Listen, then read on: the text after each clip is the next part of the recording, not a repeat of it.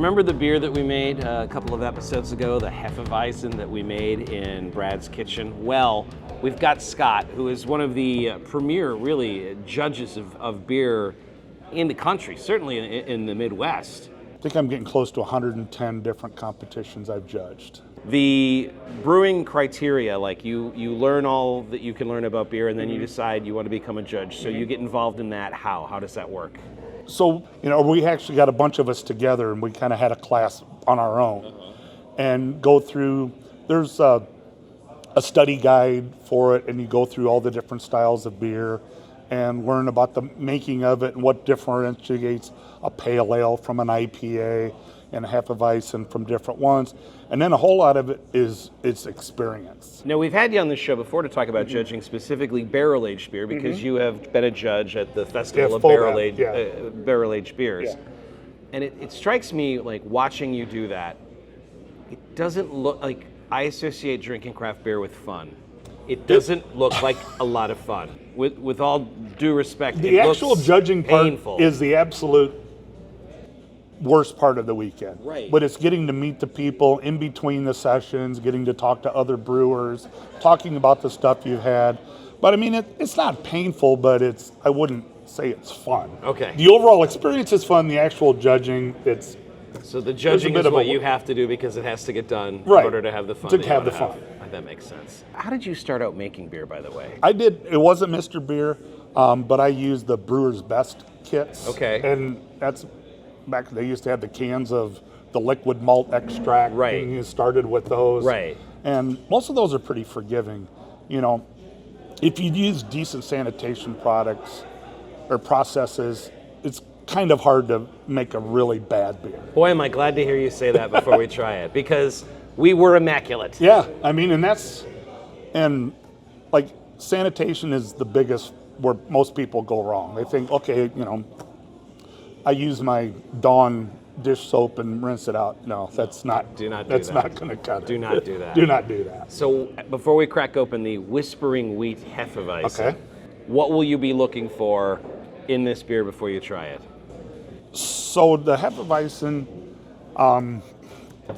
is it isn't a beer I would have made for a first beer. Only because it's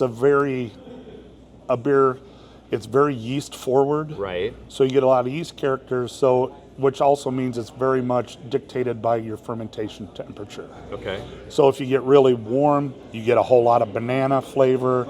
If you get cooler, you get a lot of clove.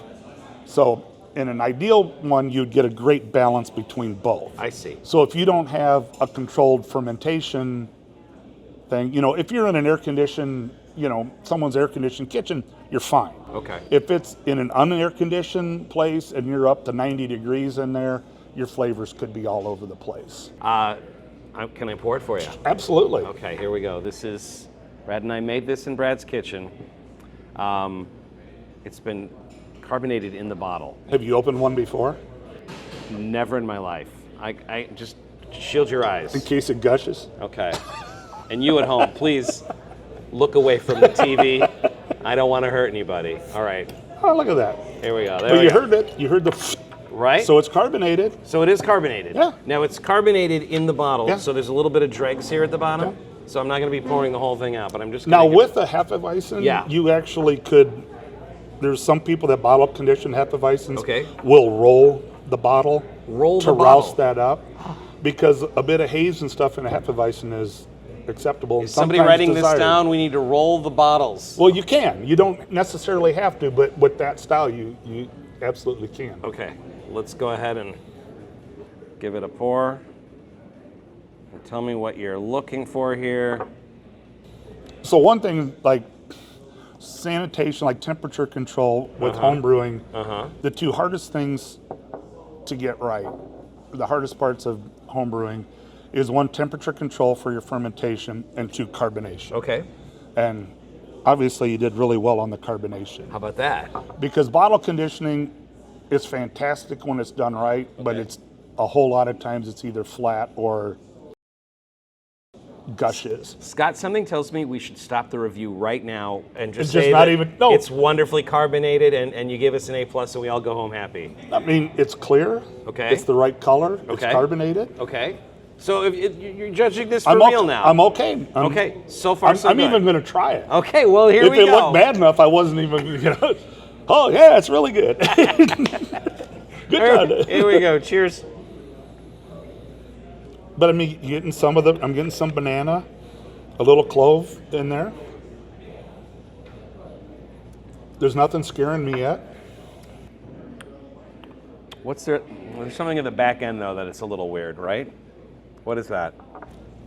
It's a little phenolic with the yeast, the clove. All right, phenolic. So- help me understand phenolic. Phenolic can come in a lot of different flavors. Okay. It can come across as smoky. This one I almost get a little plastic, almost like a little plasticky flavor. I'm still getting that yeast. I mean, it's not infected. It's not that. I think it's maybe the yeast health on this one, which if it comes out of a beer kit, that's who knows. You're blowing my mind. Yeast health. What does that So mean? typically, your yeast is a dry yeast, I'm assuming. Right. I mean, you have no idea how old that is, like probably taped to something in the box. It's right. Okay, right, yeah. So you have no idea how long that's been in there. I see. You have no idea what temperature that was stored at. okay. Like the dry yeast, like when I'll use, are always in the refrigerator or freezer. Okay. Just to keep them. And it can also be, you can also get this from not having enough yeast. If I was at a party and this was on tap, I'd drink it. I wouldn't rush off to buy a 12-pack of Busch Light or anything. This is the happiest day of my life. If you were at a party, you would drink this. Yeah. If this was the I mean, there's not a reason not to. I mean, Right. there's that, like you said, there's that little bit of plastic, but it's really subtle. And actually, the second sip, it's not as strong as it was on the first one. It kind of dissipates a little bit. if we were at a festival and you were judging our Whispering Wheat, how is there a score? Is there a number? Is there a grade? What would you give it? It's 1 to 50 is the score. I would have this probably low 30s, but No which kidding. which is in the good range. Is that like a C plus? Yeah, B minus? maybe a little better than that. Okay. I'm trying to think if it gives the score range here, but I don't see it. But no, maybe some of the knocks on this could very well be the age of the ingredients, Okay. because who knows how long. I mean, I guess when it comes out of a warehouse, Yeah. from Amazon, you get what right, you get. right. Well, I cannot thank you enough for trying Oh, our no, beer nice. and grading I'm it. pleasantly surprised. Did you hear that? Pleasantly surprised. Yeah, you know, I'll say I'm pleasantly surprised too. Although if we were at a party and we had our beer and Bavarian Sun, again, it's not a competition, but you win again, Scott. You win again.